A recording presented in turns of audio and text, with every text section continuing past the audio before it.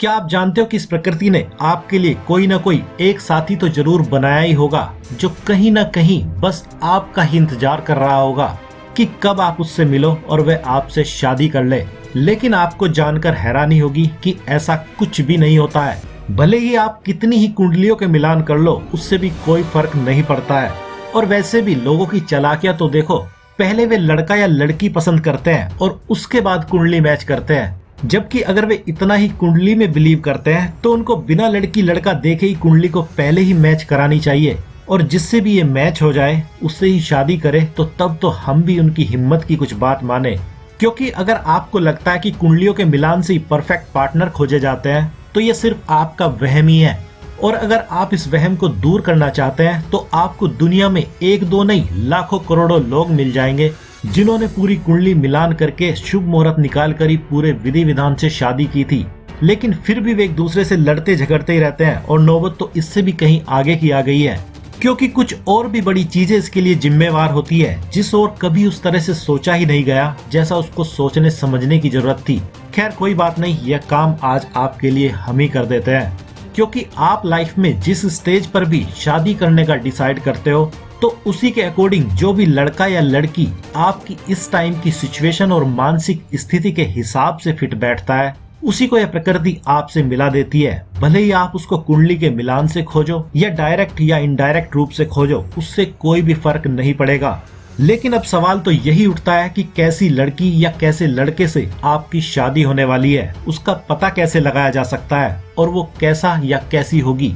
तो इसका एक बड़ा ही आसान सा तरीका है जिसके जरिए आप सब कुछ अपने पार्टनर के बारे में आज ही पता लगा सकते हैं कि वह कैसा होगा या कैसी होगी। और उसको जानने के लिए आपको किसी दूसरे से पूछने की जरूरत भी नहीं है। ये पता लगाने के लिए आपको अपने ही मन के अंदर उन ख्यालों को फिर से याद करने की जरूरत है जो आपको किसी भी लड़की या लड़के में सबसे ज्यादा अच्छे लगते हैं या बुरे लगते हैं। और अच्छे और बुरे इसलिए क्योंकि अगर आप एक पॉजिटिव इंसान हो जिसमें कि आप लाइफ को पॉजिटिव साइड से देखते हो और जीते हो, तो आपको वैसा ही लड़का या लड़की मिलेगी जो भी पॉजिटिव ख्याल आप किसी भी लड़के या लड़की के बारे में बनाकर अपने दिल में रखते हैं। लेकिन अगर आप नेगेटिव साइड से लाइफ को जीने के आदी हैं तो फिर आपको वही मिलने के चांस सबसे ज्यादा है जिसको आप किसी भी लड़के या लड़की में सबसे ज्यादा नफरत करते हैं। और अब आप इसी के हिसाब से अपने लाइफ पार्टनर की खासियतों की लिस्ट बना सकते हैं। जैसे अगर आपको गोरा रंग बहुत ज्यादा अट्रैक्ट करता है और आपको काले रंग से नफरत है, या आपको रंग से कोई भी फर्क नहीं पड़ता है, तो आपको क्या मिलेगा यह एक तो आपकी पॉजिटिव और नेगेटिव तरह से लाइफ को जीने से डिसाइड होगा, और दूसरा आपको जिस चीज से सबसे ज्यादा फर्क पड़ता है वह आपको जरूर मिलेगी। लेकिन उसका आपको उल्टा मिलेगा या सीधा, यह फिर से आपकी लाइफ को जीने और देखने के तरीके से ही फर्क पड़ेगा। लेकिन अब हो सकता है कि आप यह सोच रहे हो कि इंसानों का क्या है, वे तो बदलते ही रहते हैं, फिर कैसे हम अपने लिए परफेक्ट पार्टनर खोज सकते हैं। तो यही सवाल सबसे बड़ा है और इसका आंसर ही सबसे कीमती है, और वह यही है कि आप चाहे किसी भी लड़की या लड़के में कुछ भी पसंद करते हो और आपके लिए चाहे जो मर्जी सबसे ज्यादा चीज मायने रखती हो, लेकिन आपने समय रहते अगर अपने दिल की सुने बिना ही कोई ऐसा डिसीजन लिया जो केवल और केवल आपके माइंड के बेस पर ही हुआ, तो फिर आप अपने दिल को इग्नोर करने की कीमत कभी न कभी चुकाओगे ही। क्योंकि बदलता किसी का दिमाग है, दिल नहीं। और दिल से मतलब यहाँ पर उन गहरे इमोशंस और गहरे विश्वासों से है जो आपके हर तरह के डिसीजंस को प्रभावित करते हैं, चाहे आप अपनी लाइफ में कोई भी डिसीजन छोटे से छोटा ले या बड़े से बड़ा।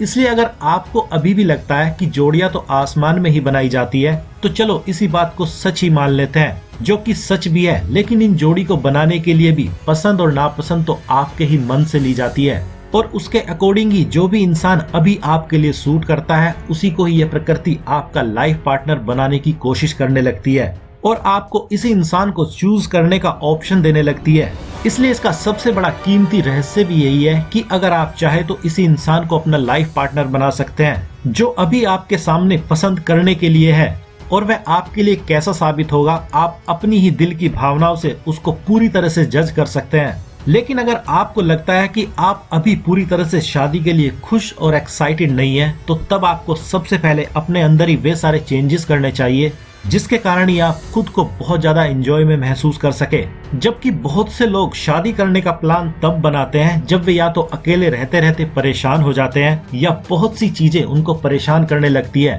और वे सोचते हैं कि कोई दूसरा ही उनके दुखों को अब दूर कर सकता है। लेकिन काश ऐसा होता तो कितना अच्छा होता। इसलिए अब आप खुद ही अंदाजा लगा सकते हैं कि एक परेशान इंसान इस टाइम अगर शादी करने का प्लान बनाएगा तो वह क्या चूज करेगा। इसलिए जैसे ही आप ये जरूरी चेंजेस अपने अंदर करोगे तो उसके अकॉर्डिंग ही यह प्रकृति फिर से आपके लिए एक नए इंसान को चूज करेगी और आपको फिर से उसको चुनने का मौका देगी और यह काम आपके साथ तब तक चलता ही जाएगा जब तक आप किसी को अपना लाइफ पार्टनर चूज ही नहीं कर लेते हैं। इसलिए अब ये आपकी ही नैतिक जिम्मेवारी बन जाती है कि आप सामने वाले के बारे में सबसे बेस्ट राय अपने दिल में बनाएं, क्योंकि जैसा आप अपने दिल में दूसरों के लिए सोचते हैं उसी के अकॉर्डिंग ही आपके दिल से ये सारी बातें चुरा ली जाती है। और जो भी इंसान आपके इस गैप को भरने के लिए पूरी तरह से सूट करता है उसी को यह प्रकृति आपसे मिलाने की पूरी कोशिश करने लगती है, मतलब आपका लाइफ पार्टनर बनाने की कोशिश करने लगती है। इसलिए अब अगर इन सब बातों को समराइज किया जाए तो आप चाहे तो इन सब बातों को बिना सोचे समझे झूठ भी मान सकते हैं, लेकिन अगर आप सीरियसली सोचना चाहें तो